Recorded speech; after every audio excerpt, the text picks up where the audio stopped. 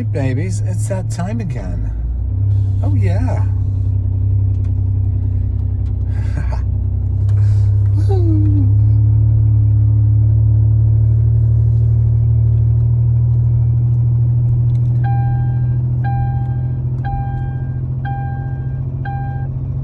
Oh, yeah, baby.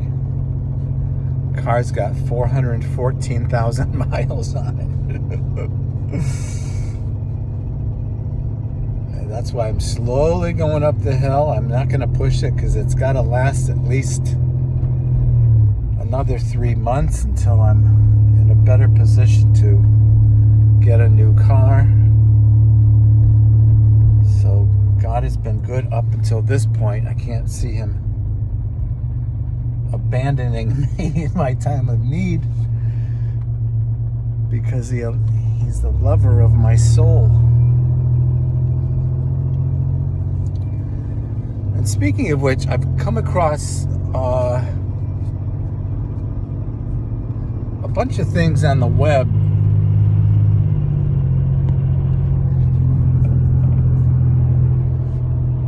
where people are talking about deconstructing Christianity, and I've never been one to use that term very often, but that's pretty much what I've been teaching you guys, is at some point you have to take inventory on how well you're growing. And if you're not growing, it's likely to be related to what you believe and how well you're putting your beliefs into practice. And for me, it was in discovering that God is not the genocidal maniac he's portrayed to be in a majority of the Bible. If not genocidal, vengeful, etc. And so in discovering God through the Spirit, I experience him as relentlessly passionate to get me to trust him completely because I'm convinced of his love.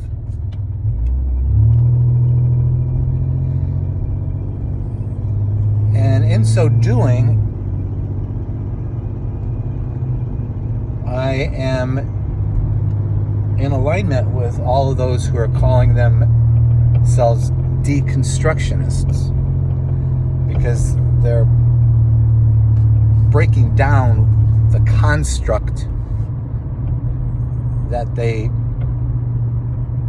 believed in for so many years, but have come to discover it neither is providing fruit in their lives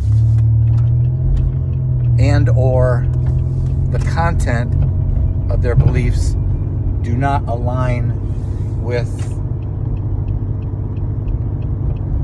a God of unconditional love.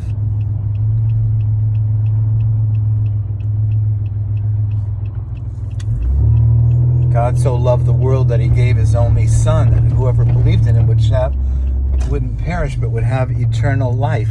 That's a sign of God's complete love. It doesn't say, for God so loved the world that he saved only those who could behave well enough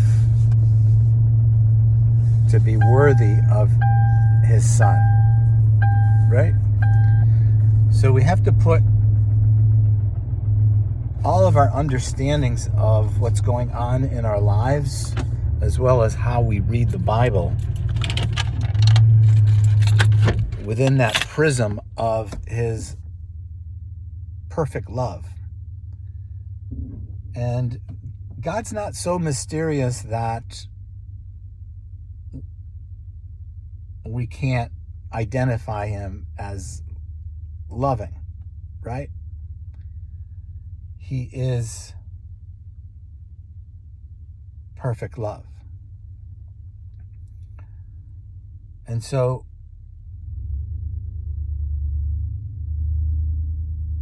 the only thing that makes sense is to align with his spirit of love and move with him as he moves. And yes, that takes practice, it takes years, it takes time. But a quick road to that path of freedom is to be honest with God of where your heart is. So you might be thinking, well, I'm disappointed that all these things happened in my life, so I'm not really feeling like I can trust God. Okay, if that's where your heart is, then that's what you communicate to God. And you keep communicating where you're at. And as long as you're being sincere and you keep at it, then God will give you help.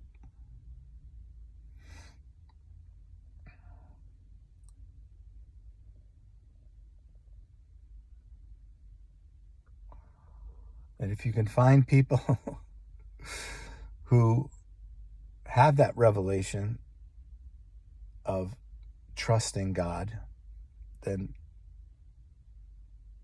use them as resources. And if you can't find one in your local area, you certainly can find them online. So surround yourself with those who are trusting God, loving God, living lives of complete surrender to God. And then God will let you know where your priorities are. Oh yeah, baby.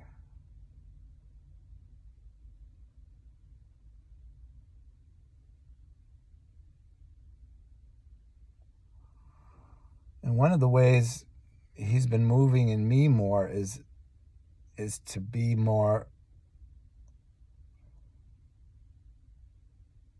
believing for the needs of the world to be met through us. Whereas before, I would be more focused on just me. What do I need? How can I be more peaceful? How can I be more loving? How can I be more disciplined? And, you can go a long way just doing that. But for me, he's got me now like coming up to another level of, okay, you're experiencing all that individual support. So now what are you going to do with it?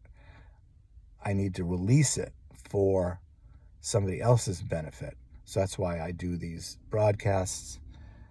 And that's why I live the way I do. Right now I'm on vacation, but when I go to work, I'm in a service mode of always looking to say and do the right thing for whoever's around me. And now to just continue to release the gifts that God's given me out to the world because of all the needs that are being manifest. The corruption, the lying, the greed, the murder, the wars, the depression, the PTSDs, the failed relationships, the missed opportunities, all of those. I'm continually breathing out God's release and restoration for individuals and systems that are in desperate need of being reconstructed. Oh yeah, baby. And that's just a joy. That's as serious as the situation is. we were made for this moment. Oh yeah, baby.